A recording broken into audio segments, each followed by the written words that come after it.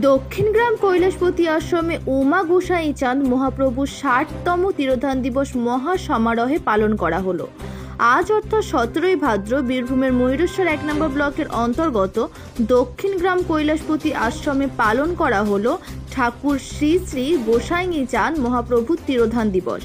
আজ সকালে প্রভাতী বন্দনা করা হয় ও ঠিক তারপর সকাল গড়াতেই শুরু হয় পূজা পাঠ ও হোমযজ্ঞ। ঠিক একইভাবে চলে অহরহ নাম সংকীর্তন। দুপুরে আগত ১০ থেকে ১২,০০০ ভক্তদের জন্য পাত পেরে খিচুড়ি প্রসাদের ব্যবস্থা ছিল মন্দির প্রাঙ্গণে। বুধবার সকাল থেকে বৈকাল পর্যন্ত ভক্ত সমাগম ছিল হাজার হাজার।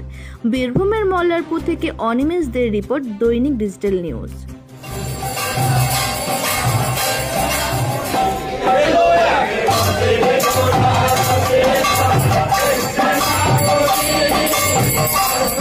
Hey!